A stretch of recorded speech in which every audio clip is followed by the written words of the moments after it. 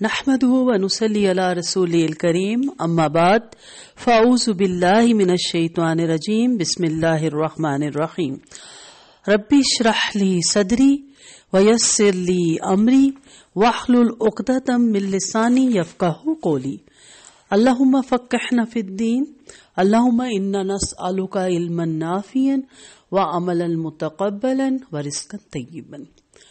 نماز کے واجبات آج ہم دیکھتے ہیں۔ آپ کہیں گی کہ طریقہ سکھاتے سکھاتے دوسری چیزیں بتا رہی ہیں، تو پہلے یہ جاننا ضروری ہے اور اس کے بعد ہم انشاءاللہ نماز کے طریقے پہ بھی جلدی آ جائیں گے۔ نماز کے واجبات 8 ہیں۔ نمبر 1، تکبیر تحریمہ کے علاوہ نماز کی ساری تکبیریں، ٹھیک ہے، جتنی بھی ہیں۔ ایک تو سٹارٹ میں آپ کہتے ہیں نا اللہ اکبر کہ نماز شروع کرتے ہیں، اب جو باقی تکبیریں ہیں وہ واجبات میں آتی ہیں۔ نمبر 2، امام اور مفرد کے لیے سمیع اللہ لمن حمیدہ یہ کہنا، ٹھیک ہے، یہ مفرد بھی کہے گا، مقتدی بھی پیچھے کہے گا اور امام بھی کہے گا، اور اگر آپ اکیلے نماز پڑھ رہے ہیں تو پھر تو آپ نے کہنا ہی ہے۔ امام اور مفرد ہر ایک کے لیے ربنا ولک الحمد کہنا، یہ بھی دونوں کے لیے ضروری ہے۔ امام بھی کہتا ہے اور پیچھے مقتدی کو بھی کہنا ہے، اور اکیلے تو آپ نماز پڑھ رہی ہیں یا پڑھ رہے ہیں تو آپ نے تو کہنا ہی ہے۔ رکوع میں سبحان ربی العظیم کہنا، یہ بھی واجبات میں شامل ہوتا ہے۔ رکوع میں سبحان ربی العظیم کو اسی لفظ کے ساتھ کہنا واجب ہے جو ہمیں نبی کریم صلی اللہ علیہ وسلم سے نماز میں پتہ چلتی ہے۔ اس کے علاوہ دیگر مسنون دعاؤں کا اضافہ کرنا مستحب ہے، لیکن سبحان ربی العظیم واجب ہے، وہ پہلے کہنا ضروری ہے۔ دونوں سجدوں کے درمیان رب اغفر لی کہنا، ٹھیک ہے، رب اغفر لی ورحمنی، بہت سی آپ کو اس کے بارے میں بھی الفاظ کی چینجنگ کے ساتھ دعائیں مل جاتی ہیں۔ یہ واجبات میں سے اسے بیٹھ کے باقاعدہ کہتے ہیں۔ پہلا تشہد پڑھنا، یہ بھی واجبات میں سے ہے، پہلے تشہد کے لیے بیٹھنا۔ پھر سجدے میں جیسے سبحان ربی الاعلی آپ کہتے ہیں نا، اسی لفظ کے ساتھ کہنا واجب ہے، نئے لفظ نہیں کوئی آپ استعمال کر سکتے۔ اس کے علاوہ جب آپ وہ 3 دفعہ کہہ چکے ہیں، آپ کی مرضی آپ زیادہ دفعہ بھی کہہ سکتے ہیں، کم از کم اس کو 3 دفعہ کہنا ہے، تو اس کے علاوہ دیگر مسنون دعاؤں کا اضافہ کرنا مستحب ہے، وہ پھر آپ سیکھیں۔ آپ کو نماز نبوی میں مسنون طریقے سے وہ دعائیں آپ کو مل جائیں گی، تو وہ آپ اس میں شامل کر سکتے ہیں، ٹھیک ہے۔ یہ چند چیزیں میں نے کہا آپ کے گوش و گزار ہونی چاہیے، آپ کو پتہ ہونا چاہیے، اور اس کے بعد پھر انشاءاللہ ہم آگے بڑھتے ہیں اور دیکھتے ہیں کہ اس کے بعد پھر کون سی ایسی چیز امپورٹنٹ آتی ہے۔ ظاہری بات ہے اس کے بعد نماز کی سنتیں آئیں گی، پھر آپ کو نماز کی سنتوں کے بارے میں تفصیل سے انشاءاللہ بتاؤں گی۔ آپ جانتے ہیں اسلام میں نماز کا اہم مرتبہ ہے، اور جو شخص اسے قائم کرتا ہے اسے اس کی ادائیگی میں کوتاہی نہیں کرنی چاہیے۔ اگر وہ کوتاہی کرتا ہے تو اجر و ثواب اور فضیلت اور اکرام کا مستحق ہوتا ہے، اگر وہ کوتاہی نہیں کرتا تو پھر اجر و ثواب میں کمی بیشی کا معیار یہ ہے کہ جس قدر کسی انسان کی نماز رسول اللہ کریم صلی اللہ علیہ وسلم کی نماز کے زیادہ قریب ہوگی، وہ اسی قدر زیادہ اجر و ثواب کا حقدار ہوگا، اور جس قدر اس کی نماز نبی کریم صلی اللہ علیہ وسلم کی نماز سے مختلف ہوگی، اسی قدر کم اجر و ثواب حاصل ہوگا۔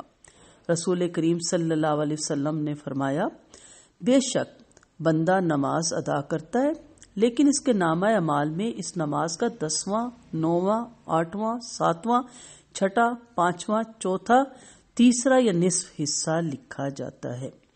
تو آپ سوچیں، خدا نخواستہ کیا ہماری نماز ایسی تو نہیں ہے کہ اللہ نہ کرے کہ ایک حصہ بھی نہ لکھا جا رہا ہو؟ اس لیے نماز انشاءاللہ پڑھنی ہے، مرتے دم تک پڑھنی ہے، اس لیے ہم نے اس کو سیکھنا بھی، اور ان لیکچرز کا مقصد یہی تھا کہ آپ کے اندر یہ چیز اجاگر کی جائے، یہ شعور پیدا کیا جائے کہ کیا میری نماز نبوی کے مطابق ہے صلی اللہ علیہ وسلم، کیا اسی طریقے سے میں نماز ادا کرتی ہوں۔ شیخ ناصر الدین البانی رحمۃ اللہ علیہ فرماتے ہیں، ہمارے لیے رسول کریم صلی اللہ علیہ وسلم کی مانند نماز ادا کرنا اس وقت ممکن ہے جب ہمیں تفصیل کے ساتھ آپ کی نماز کی کیفیت معلوم ہو، اور ہمیں نماز کے واجبات، آداب اور اس کی تمام اذکار کا علم ہو، اور پھر اس کے مطابق نماز ادا کرنے کی کوشش بھی کریں تو امید رکھ سکتے ہیں کہ پھر ہماری نماز بھی عین اسی طرح کی ہوگی جو بے حیائی اور منکر باتوں سے ہمیں روکتی ہوگی، اور ہمارا نامہ اعمال میں بھی وہ اجر و ثواب لکھا جائے گا جس کا وعدہ کیا گیا ہے۔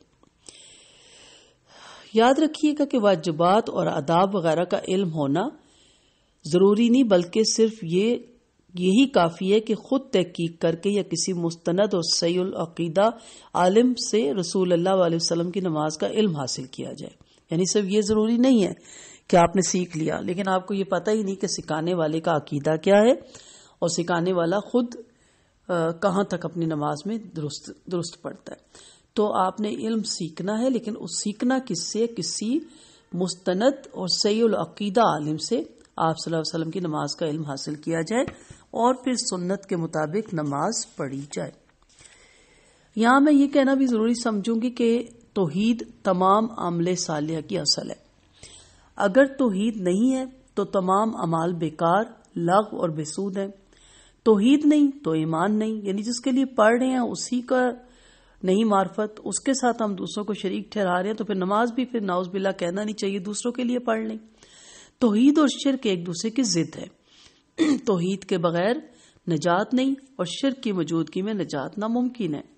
اللہ تعالیٰ قرآن مجید میں فرماتے ہیں بے شک اللہ شرک نہیں بخشے گا، ان اللہ لا یغفر ان یشرک بہ ویغفر ما دون ذلک لمن یشاء، اور اس کے علاوہ جس گناہ کو جس کے لیے چاہے گا بخش دے گا۔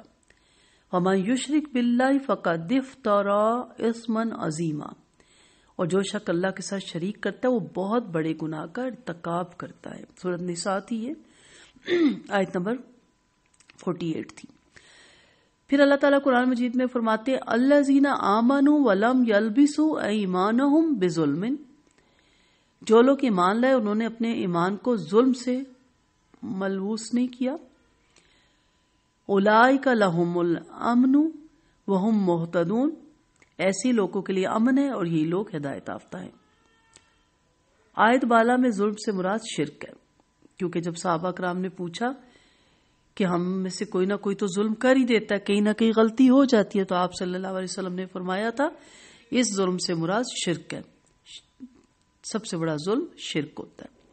اس سے ثابت ہوا کہ بعض لوگ ایمان لانے کے بعد بھی شرک کرتے ہیں، جیسا کہ ایک جگہ قرآن مجید میں اللہ تعالیٰ فرماتے ہیں وما یؤمن اکثرهم باللہ الا وهم مشرکون، اور بہت سے لوگ اللہ پر ایمان لانے کے باوجود مشرک ہوتے ہیں۔ سورہ یوسف میں 106 آیت میں اللہ تعالیٰ نے یہ فرمایا۔ لہٰذا نماز کی قبولیت کے لیے شرط اول یہ ہے کہ اللہ تعالیٰ کو اس کی ذات اور صفات میں یکتا مانا جائے اور تسلیم کیا جائے، نہ یہ کہ اللہ کی نہ بیوی ہے نہ ہی اولاد، کوئی اللہ کے نور کا ٹکڑا، نور من اللہ نور نہیں۔ اللہ کا کسی انسان میں اتر آنے کا عقیدہ، حلول، وحدت الوجود اور وحدت الشہود کھلا شرک ہے۔ یہ بھی مانا جائے کہ کائنات کے تمام امور صرف اللہ تعالیٰ کے قبضہ اور اختیار میں ہے، عزت اور ذلت اسی کے پاس ہے، ہر نیک اور بد کا وہی مشکل کشا اور حاجت روا ہے۔ میں نے شروع کے لیکچر نماز سے پہلے اس پہ بہت زور دیا تھا تاکہ پتہ تو ہو کہ کس ہستی کے لیے ہم نماز اور سجدہ ادا کرنے جا رہے ہیں۔ اس کے بیچ میں دوبارہ ضمناً اس کا پھر ذکر آ گیا۔ نفع نقصان کا مالک بھی وہی ہے اور اللہ کے مقابلے میں کسی کو ذرا سا بھی اختیار نہیں، ہر چیز پر اسی کی حکومت ہے اور کوئی اللہ کے مقابلے میں کسی کو پناہ نہیں دے سکتا۔ صرف اللہ تعالیٰ ہی ہمیشہ سے اور ہمیشہ رہے گا، اس کے علاوہ ہر چیز کو فنا ہے۔ یہ بھی صرف اللہ تعالیٰ کا حق ہے کہ وہ لوگوں کی انفرادی اور اجتماعی زندگی گزارنے کا طریقہ یعنی دین نازل کرے، کیونکہ حلال و حرام کا تعین کرنا اور دین سازی اسی کا حق ہے اور حقیقی اطاعت صرف اللہ ہی کے لیے۔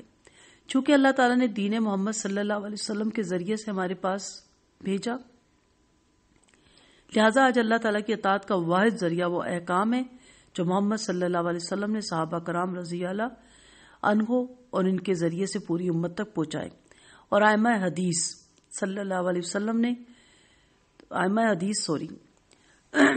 حدیث نے کتب حدیث میں اس طریقے کو جمع کر دیا۔ کتاب اور سنت کے بجائے کسی مرشد یا امام کے نام پر یا پیر کے نام پر فرقہ بندی کی اسلام میں کوئی اجازت نہیں، اور کسی کو بھی یہ حق حاصل نہیں کہ وہ مسلمانوں کی زندگی اور موت کے تمام معاملات پر مشتمل اپنی تاجریاتی، مالیاتی یا سیاسی یا اقتصادی یا سماجی یا بین الاقوامی قانون بنائیں جو اللہ کے نازل کردہ احکام کے خلاف ہوں۔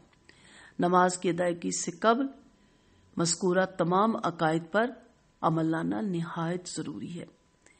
جب آپ اس پہ عمل لائیں گے تو پھر آپ کا نماز بھی درست ہوگی، کیونکہ اللہ کی بارگاہ میں عمل کی قبولیت کا انحصار بے باطل ترتیب 3 چیزوں پر ہے: عقیدے کی درستگی، نیت کی درستگی، عمل کی درستگی۔ عقیدہ درست ہے، نیت اور عمل نہیں درست تو بھی نماز نہیں۔ عقیدہ درست نہیں، نیت درستی، عمل درست تھا تو بھی نماز نہیں۔ عقیدہ درست تھا، نیت درستی اور عمل نہیں درست تو بھی نماز نہیں۔ تینوں چیزوں کا پہلے عقیدہ درست کیجئے، نیت کی درستگی اور پھر عمل کی درستگی۔ ان میں سے کسی ایک میں خلل واقع ہو جانے سے سارا عمل مردود ہو جاتا ہے۔ اور یاد رکھیں کہ کتاب اللہ، سنت ثابتہ، صحابہ کرام کا مجموعی طرز عمل اور اجماع امت ہی وہ کسوٹی ہے جس پر کسی عقیدے یا عمل کی صحت کو پرکھا جا سکتا ہے۔ کیونکہ پھر ذہن میں آتا ہے نا کہ ہم کیسے اس کو پرکھیں، تو پرکھنے کے لیے آپ کے پاس اللہ کے نبی اور پھر صحابہ رسول اور پھر تابع تابعین اور تبع تابعین موجود ہیں۔ پہلے تو قرآن اور سنت نے کوئی چیز نہیں چھوڑی، لیکن اگر کہیں کسی جگہ ہمیں نہ کوئی حوالہ ملے تو صحابہ کرام کا عمل ہمارے سامنے موجود ہے۔ نماز دین کا انتہائی اہم رکن ہے۔ اس کی فرضیت قرآن مجید اور متواتر احادیث سے ثابت ہے۔ تمام مسلمانوں کا نماز کے لیے فرض عین ہونے پر اجماع ہے۔ آپ صلی اللہ علیہ وسلم نے جب سیدنا معاذ بن جبل رضی اللہ عنہ کو یمن بھیجا تو فرمایا، پھر انہیں بتاؤ کہ اللہ تعالیٰ نے ان پر دن رات میں 5 نمازیں فرض کی ہیں۔ آپ صلی اللہ علیہ وسلم نے صحابہ کرام کو نماز پڑھنے کا طریقہ سکھایا اور انہیں حکم دیا، صلو کما رأیتمونی اصلی، تم اس طرح نماز پڑھو جس طرح مجھے نماز ادا کرتے ہوئے دیکھا ہے۔ تو انشاءاللہ یہ ساتھ ضمنی سی کچھ باتیں دوبارہ دہرا دی تاکہ ہمیں بار بار یاد رہے کہ ہم کیا کرنے جا رہے ہیں، ہمیں پتہ ہو کہ ہم کس کے لیے نماز پڑھنے جا رہے ہیں۔ تو ایک تو آپ نے آج واجبات کو اپنی ڈائری پہ لکھ بھی لینا ہے، اور دوسری چیز ہے کہ آپ نے اپنا عقیدہ، اپنی نیت اور اپنے عمل کو آج آپ نے چیک کرنا ہے، اور من گھڑت احادیثوں سے، من گھڑت حدیثوں کی کتابوں سے، ان چیزوں سے اور ضعیف روایات سے، ان چیزوں سے اپنے آپ کو بچانا ہے، اور کوشش کرنا ہے کہ صحیح راسخ العقیدہ جو لوگ ہیں ان سے ان کی کتابیں پڑھیں، ان کے عقیدے کو جانیں جو قرآن و سنت کے مطابق ہے۔ اللہ تعالی ہمیں قرآن و سنت کے مطابق نماز سیکھنے کی توفیق دے، اور اللہ تعالی ہمارا عقیدہ درست کرے، ہماری نیت درست کرے، ہمارا عمل درست کرے، اور ہمیں نماز کا ایسا نہ ہو کہ 8واں، 6واں، 5واں، تیسرا کوئی حصہ نہ ملے۔ اللہ کرے ہمیں نماز کا پورا حصہ ملے۔ السلام علیکم ورحمۃ اللہ وبرکاتہ۔